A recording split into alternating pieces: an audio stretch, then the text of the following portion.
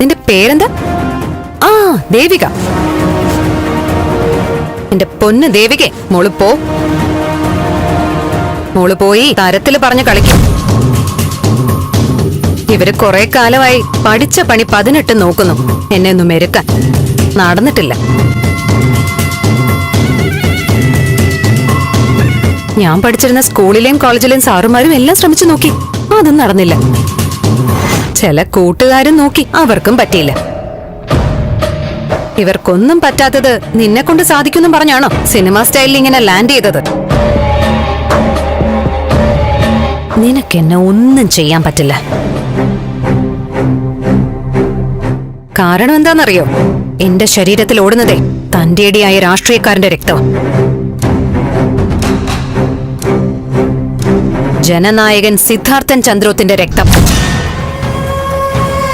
തൊടാൻ പറ്റില്ല മോളെ. തൊടാൻ പറ്റുമെന്ന് കാണണം നിനക്ക്. കാണണം. അയ്യോ വേണ്ട മോളെ, എന്റെ കുഞ്ഞ് അല്ലെങ്കിൽ തന്നെ ഞങ്ങൾക്കൊരു 100,000 പ്രശ്നങ്ങളാ. ദയവ് ചെയ്ത് കുട്ടി കൂടെ വന്ന് ഓരോന്നുണ്ടാക്കിയിടരുത്. കണ്ണുമുക്കില്ലാതെ നിക്ക ഇവള്.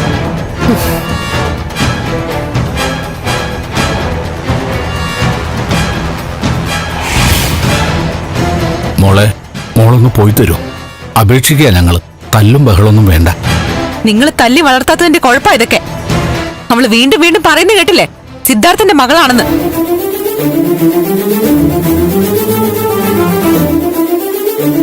എന്താടി തെളിവ് നീ അദ്ദേഹത്തിന്റെ മകളാണെന്ന്? തെളിവോ? അദ്ദേഹത്തിന്റെ മൗനം. അതിലും വലിയ തെളിവ് വേണം. പേടിച്ചു വരച്ച ഒരാൾ മിണ്ടാതിരിക്കുമ്പോ തന്നെ ഊഹിച്ചൂടെ ഞാൻ പറയുന്നത് ശരിയാണെന്ന്? മിണ്ടാതിരിക്കുന്നതേ പേടി കൊണ്ട് മാത്രാണെന്ന് നിന്നോട് ആരാ പറഞ്ഞേ? വിവരം കെട്ടവരുടെ വെല്ലുവിളി ബുദ്ധിയുള്ളവരെ ഏറ്റെടുക്കില്ല. നിന്നെപ്പോലെ ഒരുത്തിക്ക് മറുപടി കൊടുക്കാനും മാത്രം ഗതികേടി വന്നിട്ടില്ല ആ വലിയ മനുഷ്യന്. അതിന്റെ നിശബ്ദതയാ ഇപ്പോഴുള്ളത്. പക്ഷെ ഒരു ദിവസം അദ്ദേഹം മറുപടി പറയുക തന്നെ ചെയ്യും.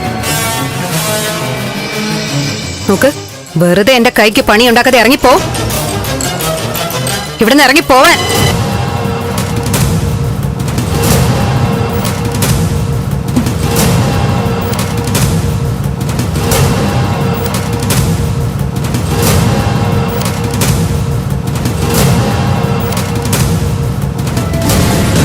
നോക്ക്, ഞാൻ നിന്നോട് അപേക്ഷിക്കാം, കാല് പിടിച്ച് പറയുക, അദ്ദേഹത്തെ വെറുതെ വിടണം.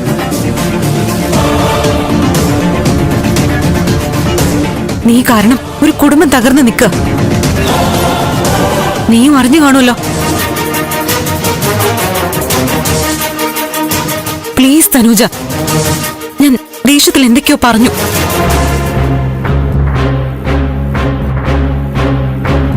പറഞ്ഞതൊക്കെ സത്യമാണെങ്കിലും അതിനു വേണമെങ്കിലും ഞാൻ ക്ഷമ ചോദിക്കാം. തനൂജ പറഞ്ഞതെല്ലാം തെറ്റാണെന്നും പറഞ്ഞ് ഒരു വീഡിയോ പോസ്റ്റ് ചെയ്യും. എല്ലാം സന്തോഷത്തോടെ അവസാനിപ്പിക്കാം. എല്ലാം. മോളെ, ഈ കുട്ടി പറയുന്ന മര്യാദയുള്ള കാര്യങ്ങളാ. മോൾ അതങ്ങ് സമ്മതിക്കേ. പോയി പണി നോക്കടി പെണ്ണെ. ആദ്യം വരട്ടല്ലേ, അത് ഫലിക്കാതായപ്പോ കരച്ചില് അല്ലേ? ഒരു കാര്യം ചെന്ന് പറ, അമ്മവാ തനൂജ നമ്മൾ വിചാരിച്ച ആളല്ലെന്നാ, അവള് വേറെ ഐറ്റം ആണെന്നാ.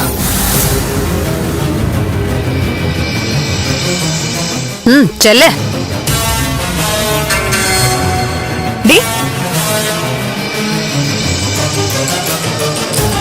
നീ ഈ പറഞ്ഞതിനൊക്കെ നിന്നോട് പകരം ചോദിച്ചില്ലെങ്കിൽ ഞാൻ ദേവികയല്ല.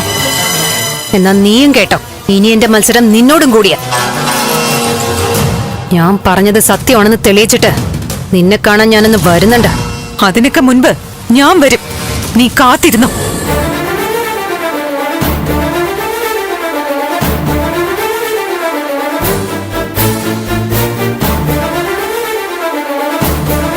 ഫ്ലവേഴ്സ് സ്മാർട്ട് ഷോ ഫെബ്രുവരി 15 ശനിയാഴ്ച ആരംഭിക്കുന്നു. ശനി ഞായർ ദിവസങ്ങളിൽ രാത്രി 9:30 ഫ്ലവേഴ്സിൽ.